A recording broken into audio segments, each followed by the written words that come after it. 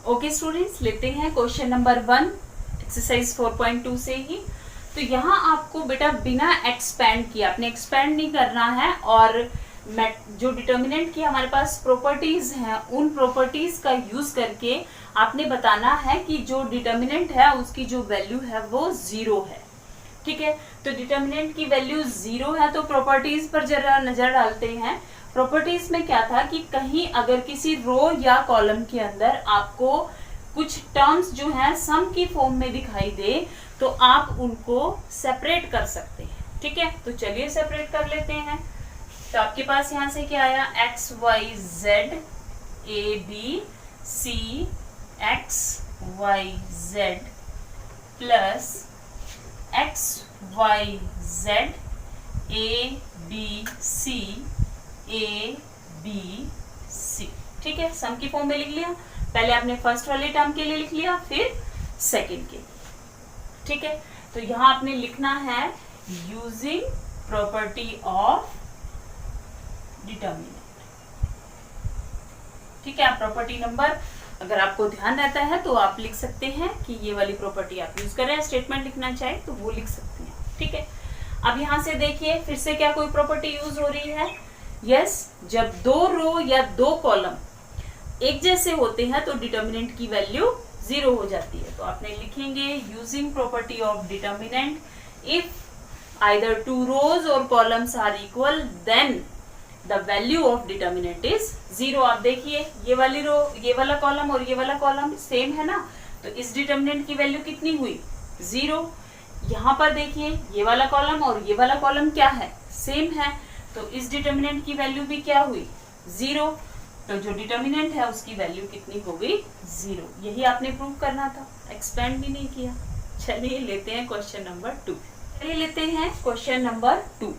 यहाँ भी हमने एक्सपेंड नहीं करना है, डिटर्मिनेंट्स की जो प्रॉपर्टीज हैं उनको यूज करना है और प्रूव करना है कि जो आंसर है वो 0 है। तो उसके लिए हम क्या करते हैं, कुछ सम की फॉर्म में लिख सकते हैं, नहीं पॉसिबल नहीं है, इतने को लिखेंगे तो बहुत ज्यादा काम बढ़ेगा। कुछ और पॉसिबल है, किसी कांस्टेंट से मल्टीप्लाई करते हैं फिर भी नहीं चलेगा, कोई दो रोज कॉलम एक जैसे हैं, नहीं है, तो एक प्रॉपर्टी बची हमारे पास, प्रॉपर्टी नंबर 6। ठीक है, जिसके ऊपर बेस्ड हमने अभी क्वेश्चन नंबर 8 किया था। उसमें क्या था कि हम टर्म्स को क्या करते हैं, ऐड या सब्ट्रैक्ट कर लेते हैं। तो चलिए चेक करते हैं। हमने क्या किया, R1 के ऊपर ऑपरेशन लगाया, R1 प्लस R2। तो चेक करते हैं क्या आएगा हमारे पास। R1 के ऊपर ऑपरेशन लग रहा है तो A minus B plus B minus C, B minus C plus C minus A, C minus A plus A minus B।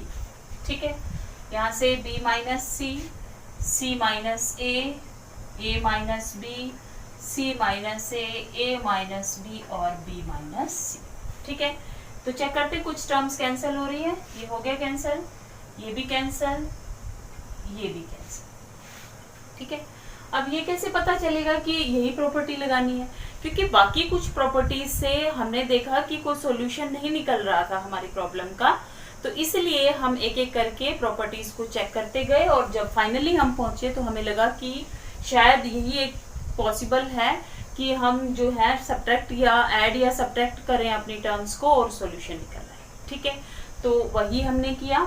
तो यहाँ देखते हैं अभी हमें क्या मिला, यहाँ से हमें मिला A minus C, B minus A और C माइनस B। ये तो B माइनस सी है, इससे तो इसका कोई लिंक नहीं रहा, तो पहुंचे ये थर्ड रो में। देखो ये कुछ कुछ ऐसी है ना, तो क्या करें, अगर हम ऐसे लिख लें, माइनस कॉमन ले लें इसमें से, तो ये आपके पास क्या आ जाएगा, A माइनस सी। ठीक है, यहाँ से भी माइनस कॉमन ले लीजिए तो ये हो जाएगा B माइनस A, यहाँ से भी कॉमन ले लीजिए तो C माइनस B। ठीक है, तो माइनस कॉमन आ गया आपके पास। आपने तो बताना है कि ये 0 है, तो हम इस लास्ट वाले जो रो है इसमें से माइनस कॉमन ले लें, तो माइनस डिटर्मिनेंट के बाहर आ गया आपके पास। अब टर्म्स अब क्या हुआ, B minus C, A minus सी, हम कॉमन ले सकते हैं बेटा। अगर ऐसे हमें लगे ना कि किसी एक रो, जैसे हम मल्टीप्लाई कर सकते हैं, हमने अभी दिखाया था ना कि हम जो है मल्टीप्लाई भी कर सकते हैं किसी एक कांस्टेंट से, तो वो कांस्टेंट को हम बाहर कॉमन भी तो निकाल सकते हैं फिर अगर मल्टीप्लाई कर सकते हैं तो। ठीक है, तो वैसे हमने किया कि ये माइनस था तो माइनस हमने कॉमन ले लिया। अब देखिए जो दो रो है वो एक जैसी होगी, तो आप लिखेंगे as the two rows of the determinant are identical, identical means same है, एक जैसी है, so then the value of the determinant is equal to 0। अब चाहे बाहर माइनस था प्लस था जो भी था, तो अगर डिटर्मिनेंट की वैल्यू 0 है सो -1 इंटू 0 कर दो तो भी क्या आ जाएगा, वो 0 ही रहेगा। क्लियर? आई होप ये क्वेश्चन आपको क्लियर है। कोई डाउट है तो आप पूछ सकते हैं। चलिए लेते हैं question number 3। Okay students, next लेते हैं क्वेश्चन नंबर 3।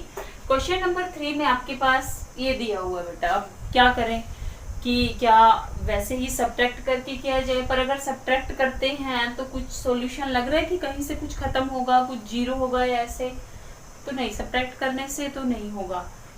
कोई दो रो कॉलम एक जैसे हैं, नहीं है, किसी कांस्टेंट से मल्टीप्लाई किया है, क्या किसी एक टेबल में किसी में से कुछ कॉमन निकाल सकते हैं, तो नहीं निकला। अब क्या करें, चलिए प्रॉपर्टी ही यूज करनी है।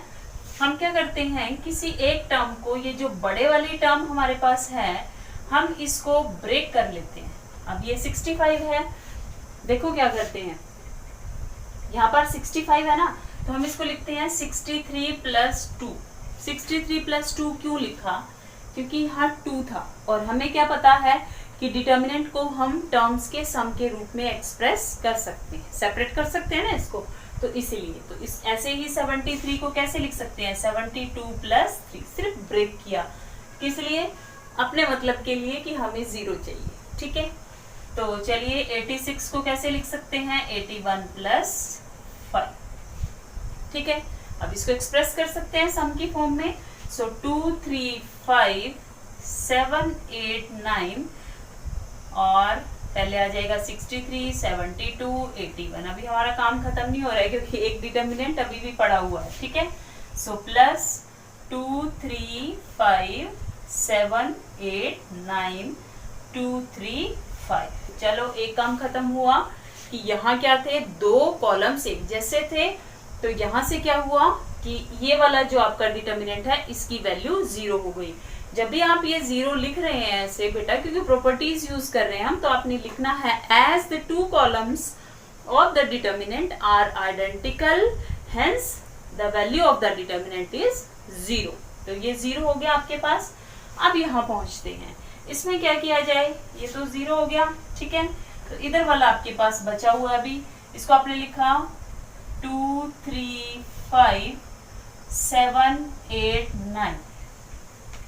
63 क्या किसी टेबल में आता है ना, 72 9 के टेबल में आता है। ठीक है, ये 99 आता है। इस पूरे कॉलम में से क्या कोई कांस्टेंट के मिल रहा है, मिला क्या, 9, चलिए बाहर ले लेते हैं। ठीक है, यही फायदा है प्रॉपर्टीज का, आपने कुछ नहीं किया, प्रॉपर्टीज लगाई और आंसर 0 प्रूव कर दिया।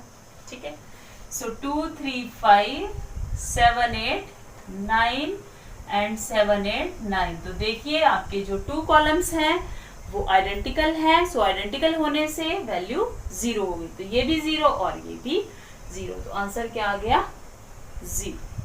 क्लियर? चलिए लेते हैं क्वेश्चन नंबर 4। नेक्स्ट लेते हैं क्वेश्चन नंबर 4। अब क्वेश्चन नंबर 4 में प्रॉपर्टीज को ही यूज करना है और डिटर्मिनेंट की वैल्यू को 0 के इक्वल प्रूव करना है। तो यहाँ क्या करते हैं, पहले ये जो ब्रैकेट है इसको ओपन कर लेते हैं। सो B C C A B, so ये होगा A B plus A C, B C plus B A, C A plus C B. क्या कुछ एक जैसा है, नहीं, नहीं नजर आ रहा, कुछ भी एक जैसा नहीं है, कोई रोज कॉलम एक जैसे नहीं है ना, तो कुछ कॉमन भी नहीं आ रहा है। तो क्या किया जाए, अभी यहाँ तो 1 1 है, इसको तो किसी के साथ जोड़ने घटाने से कोई फर्क नहीं पड़ेगा, हम क्या करते हैं, ये जो कॉलम नंबर 2 है और 3 इन दोनों को ऐड कर लेते हैं। ट्राई करते हैं, नहीं हुआ तो कोई और प्रॉपर्टी यूज करेंगे। तो हम लगा रहे हैं कॉलम 3 के ऊपर ऑपरेशन। ऑपरेशन क्या है, C2 प्लस C3, ठीक है। तो 1 1 1 as it is same, second column भी सेम। थर्ड में देखिए BC plus AB plus AC, BC plus BA plus CA, फिर से CA plus CB plus AB। ये तो सब एक जैसे आ गए, काम खत्म। चलिए कॉमन निकाल लेते हैं। सो AB plus BC plus CA आपने कॉमन निकाल लिया, अंदर यहाँ आपके पास है 1 1, ये हो गया BC CA AB और यहाँ कितना आ गया 1 1 1। अब आप बताइए, जब आपके 2 कॉलम्स आइडेंटिकल है तो आपका आंसर क्या है, 0। ये लाइन आपने पहले लिखनी है। As the 2 columns of the determinant are identical, hence the value of the determinant is equal to 0.